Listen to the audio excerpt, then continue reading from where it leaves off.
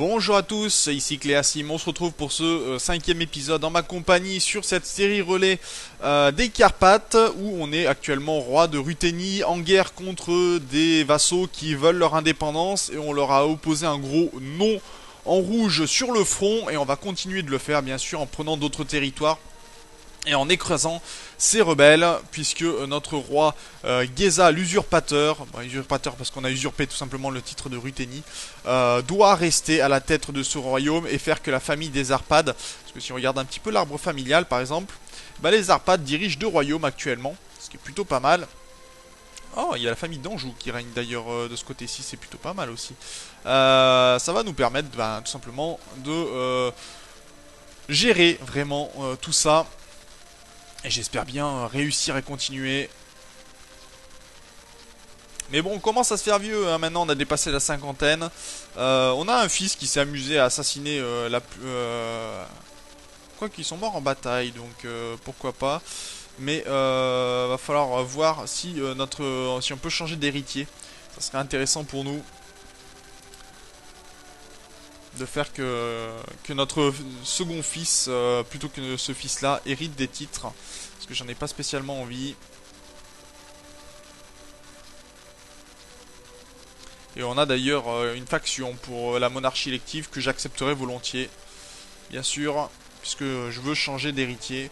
Ou alors il faudrait faire tuer notre fils aîné, mais c'est pas très intéressant pour le moment. Allez, on va essayer de reprendre Volga et peut-être Uzen aussi, et peut-être écraser cette armée qui vient se balader de ce côté-ci, un peu suicidaire.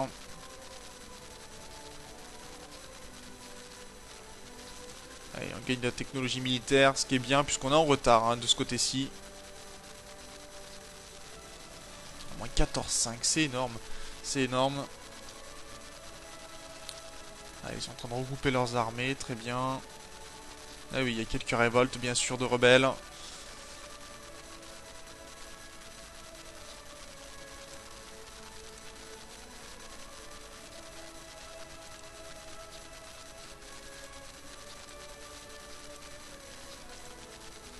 Bon, cet homme-là, par contre, qu'est-ce qu'il nous veut? Oui, il est zélé, d'accord. Oui, bah forcément, zélé, ça va pas nous aider.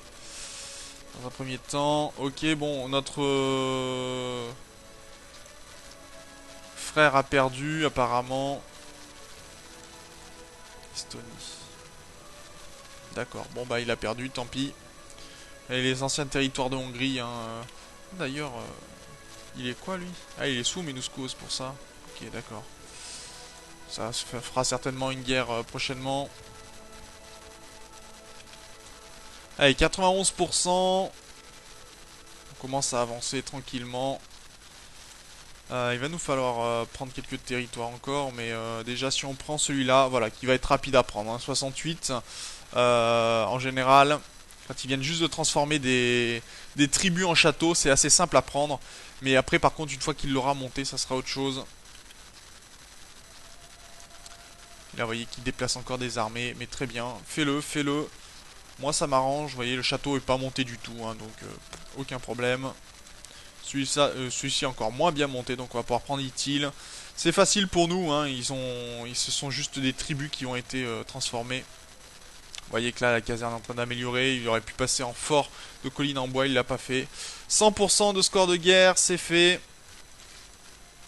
Et on met tous ces gens-là en prison. Donc ça c'est plutôt une bonne nouvelle. Lui, on va le racheter temporairement. Parce que son fils, ouais, non. Il est là, il est duc de Beresti.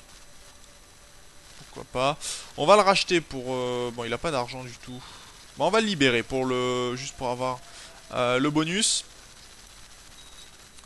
Euh, et on avait cet homme-là aussi, que... Non, celui-ci. Qui par contre ne nous apprécie pas du tout. Pourquoi oui, parce qu'il est ambitieux, hein, c'est ça. Mauvais type de gouvernement. Et emprisonné, bon, bien sûr. Prétendant au titre, parce qu'il a le titre de Ruthénie. Et son fils a 8 ans. Est-ce qu'on pourrait l'éduquer Pour l'instant non, hein, parce que son père nous déteste complètement.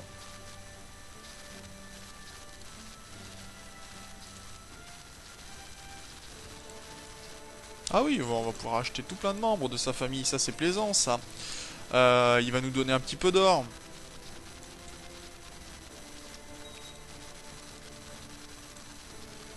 Allez, on va libérer quand même. Et on va voir un petit peu après au niveau de nos vassaux pour continuer les conversions. Alors, dans mes vassaux. Alors bon, le duc de Sarkel ne m'aime pas. Titre usurpé, bah bien sûr, hein, ça c'est normal qu'il m'aime pas. Briansk, ok. Ryazan ne m'aime pas mieux. Galich, est-ce qu'il est de ma religion?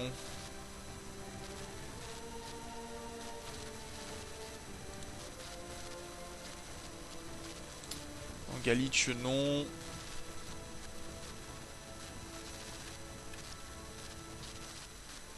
Étranger, lever des troupes.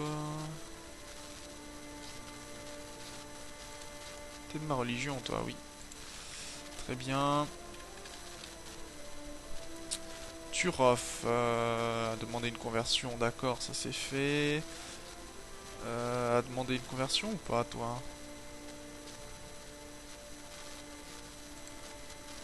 Ouais, d'accord. On a quand même... Alors, il y a un moyen aussi de savoir vraiment. Vous faites le royaume. Et vous regardez tous les personnages et tous les titres. Et vous pouvez voir comme ça les différentes religions. Ça peut être assez intéressant. Et on voit que par exemple, bah, il y a cet homme-là qui est... on va pouvoir lui demander une conversion. Et Galich, bah non, pas spécialement. Il y a quelques comptes comme Don Portage par exemple, qui fait partie de Sarkel. Et Sarkel, si je lui transfère Don Portage, non, pas du tout.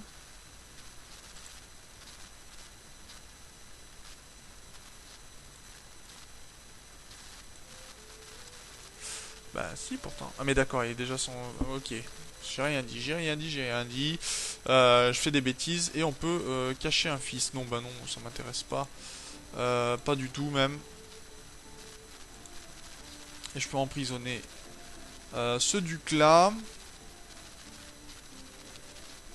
Qui a deux titres, Tchernigov et Briansk. Ouais, non. Bon, on va pas le faire pour l'instant. On va essayer de poser un petit peu nos armées parce que vous voyez que nos vassaux quand même n'ont pas bien apprécié. Mais au moins on va commencer à avoir, je pense, des conversions au niveau des religions ici. Ça pourrait être pas mal. Par contre, on va changer. Toi, tu vas venir plutôt sur des hommes comme ceux ici qui sont plutôt à faire à nous apprécier. Et qui veut revendiquer le titre de Ruthénie. Et pour l'instant, il veut pas. Réticence de base parce qu'il nous apprécie pas. Mais si on le fait monter, il appréciera beaucoup plus. Et ça pourrait être une bonne nouvelle. Et on commence à avoir des châteaux quand même qui fleurissent sur nos terres. D'ailleurs, monarchie élective, bah bien sûr, monarchie élective, moi ça me convient. La monarchie élective me convient tout à fait. C'est ce que je voulais. Donc très bien, on va passer au donjon amélioré. Et au niveau de l'élection pour la Ruthénie, on va mettre mon deuxième fils, l'intendant de Ruthénie. De ce côté-ci, pour l'instant, ce serait qu'un par an. La Hongrie qui est en partage salique, d'accord. Alors on a trop de terre par contre. Euh...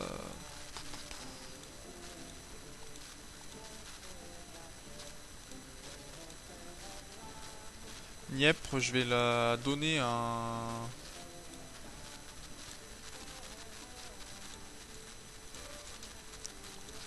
Qui est marié... Non, qui n'est pas marié plutôt. Qui n'est pas titré, qui est de ma religion et de ma culture. Parce que je veux que des Hongrois qui soient adultes et qui ne soient pas d'une grande famille. Et voilà. Ruthénie. Oh, il est plutôt pas mal cet homme-là. Ouais, enfin, on va dire qu'ils sont pas très très bons, hein, tous. Je vais t'accorder titre de Crimée. Non, de Dniepr pour l'instant. Voilà. Et au niveau de l'élection, pour l'instant, mon fils c'est gagnant. Donc c'est plutôt pas mal. Les autres ducs ne se sont pas prononcés, mais vous voyez qu'ils vont surtout se prononcer pour eux-mêmes, je pense. Mais tant que ça tient pour mon fils, moi ça me va. On n'aura pas... Ouh là, ça c'est pas bon par contre.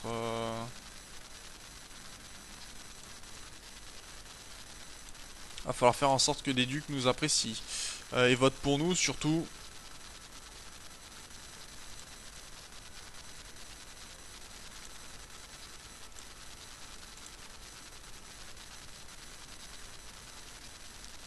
Parce que vitesse, il y a Smolensk qui a voté pour lui.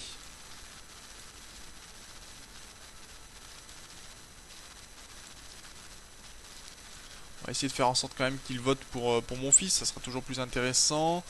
Il y a Periaslav.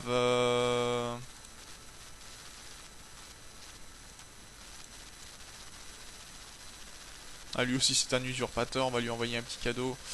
Pour faire en sorte que ça vote pour mon fils. Parce que je veux surtout qu'on vote pour mon fils.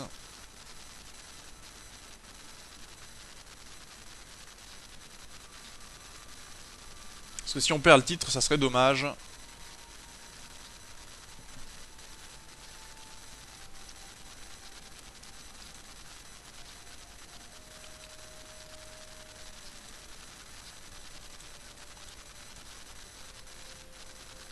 Ryazan, libérer un prisonnier, monarchie à étranger, bah oui, forcément. Par contre, ton fils a quel âge? 1 an, on va le mettre là. Et ce jeune homme est devenu hongrois, donc ça c'est plutôt une bonne nouvelle. Si on arrive à faire que le duc de Kiev accepte que son fils soit hongrois et son héritier soit hongrois, c'est très bien. Ce que je comprends pas, c'est que mon fils quand même a pas mal de bonnes caractéristiques et qu'ils veulent pas les lire. Alors qu'il serait plutôt apprécié. Bon, après, je pense que le fait qu'il soit d'une autre. Vitebsk. Par contre, là, on va changer, on va regarder un petit peu. Tous, on va mettre tous, plutôt les deux qui ne sont pas en prison. Tous, mariés tous, titrés tous. Toutes les religions, toutes les cultures. Voilà, comme ça, on peut voir un petit peu tous les membres. Parce qu'on voit que j'ai une femme qui est duchesse. Hein. Qui ne peut pas élire par contre, qui n'a pas la possibilité de faire les élections, c'est un peu gênant. Mais par exemple, on peut voir Vitebsk, pardon, et Periaslav. Periaslav, il m'apprécie, mais pas suffisamment. Hein. Euh,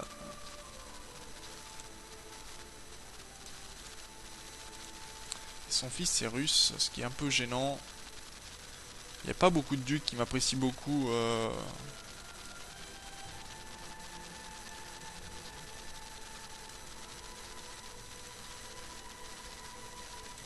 Allez, on va demander de changer les éducations des enfants pour qu'ils passent hongrois.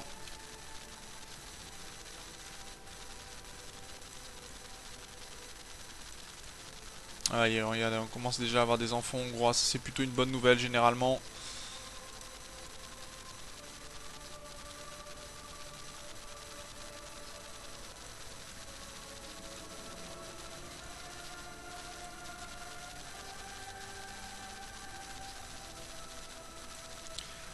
Il y en a qui veulent que je devienne un peu plus ambitieux.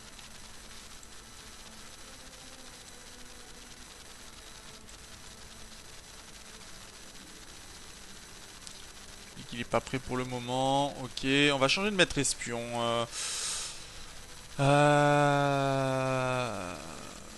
Plutôt cet homme-là qui est catholique, qui va m'apprécier un peu plus. Ça pourrait peut-être faire en sorte qu'il vote pour moi en plus. Ouais, 87%, ouais, il va m'aimer beaucoup plus. Hein. Bon, étranger, ok, mais en même temps, son fils va être éduqué par mon demi-frère. Très bon en intendance, donc là, ça veut dire qu'on va commencer les conversions.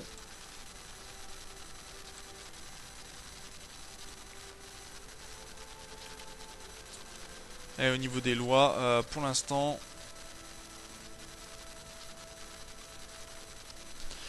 ouais, là par contre c'est un peu gênant.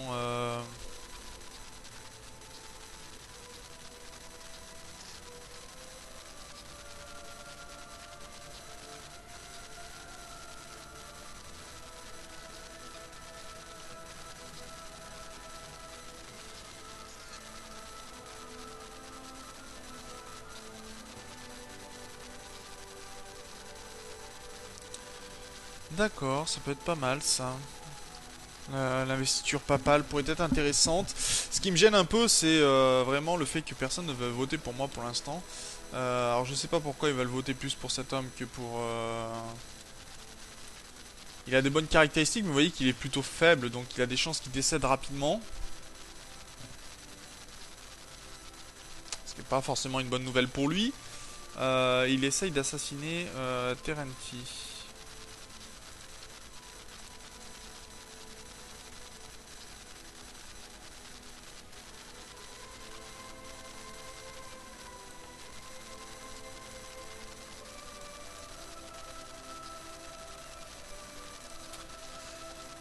Est-ce que tu veux mettre fin à ton complot? Non, pour l'instant non.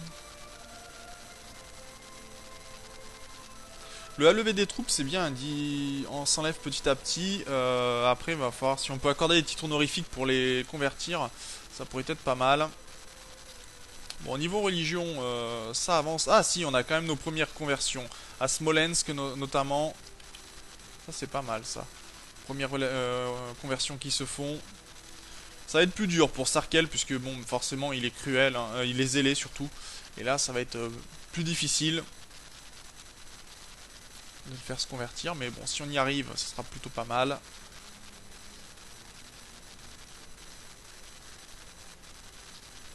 Alors, je fais pas de guerre pour l'instant, parce que j'attends vraiment que tout se calme au niveau des factions et autres, pour faire en sorte que on puisse vraiment mieux gérer derrière.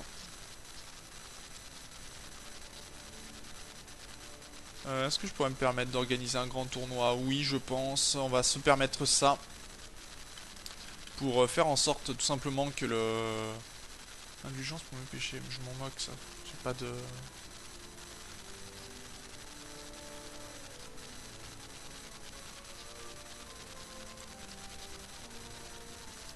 Est-ce qu'il y a beaucoup de monde qui veut assassiner mon fils? Ah oui, il y a quand même pas mal de monde qui veut l'assassiner. Pourquoi pas?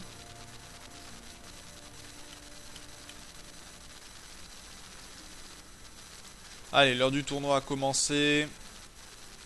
Et au moins, on a des hommes qui vont nous apprécier pour la suite, c'est bien.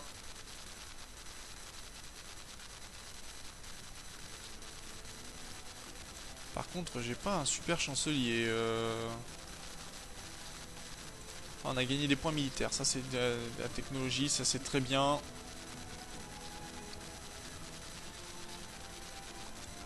Ça va nous permettre d'avancer.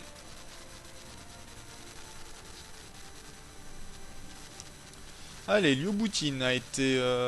Konrad Ayubutin. On a notre haut chef aussi, mon cousin de Rostov, qui est devenu deuxième. Ça c'est plutôt pas mal. Par contre, il m'aime vraiment pas, ouais. Ah, Tourov est devenu catholique aussi, c'est très bien. Et maintenant, tous mes vassaux vont m'apprécier un peu plus. Est-ce que Sarkel aussi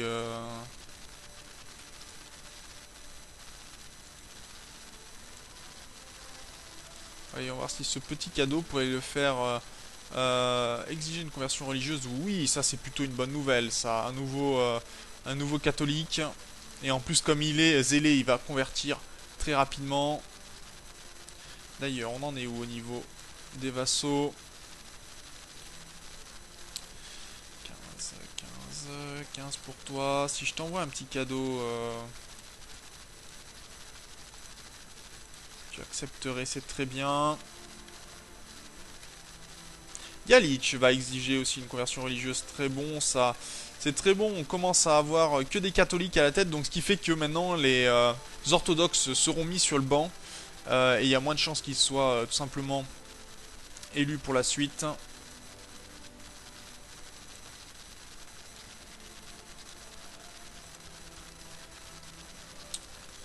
Exiger une petite conversion religieuse pour le duc de Briansk.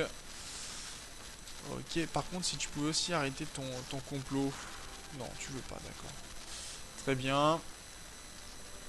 Ah, il en reste plus que quelques-uns hein, qui... Bon, en même temps, c'est deux qui ont des revendications sur mon royaume. Donc forcément, ça pose quelques problèmes. Et par contre, ça n'a pas changé au niveau de l'élection.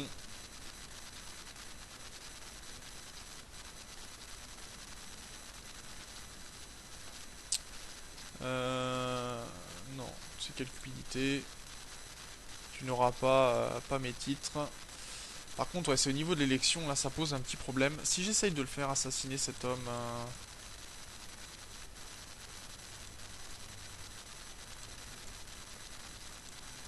Ils accepteraient. Est-ce que ça pourrait faire en sorte que mon fils soit héritier derrière Pourquoi pas? Sa femme est orthodoxe par contre. Et lui, il est catholique. On va essayer de garantir vraiment que la Ruthénie nous revienne. Je vais pas passer encore en autorité faible parce que pour l'instant, tant qu'on n'est pas assuré, même avec ça, je vais après avoir un malus de moins 30. Et forcément, ça posera un problème. La succession sera pas assurée du tout hein, dans ces cas-là. Attention en bas, bon bah il y en a un qui va tomber de haut. Ça va être triste pour lui. Allez, on a des conversions, ça c'est bien ça. C'est vraiment très bien même. On a encore des tribus juives ici. Ok. Oh, dommage. Comme c'est triste pour lui. On a réussi le complot et on va s'arrêter là pour le moment. Donc on va voir si notre fils continue d'être notre successeur ou non. Parce que ça va être très important. En tout cas, moi, je vous remercie d'avoir regardé cet épisode. Je vous dis au prochain. D'ici là, portez-vous bien. Salut!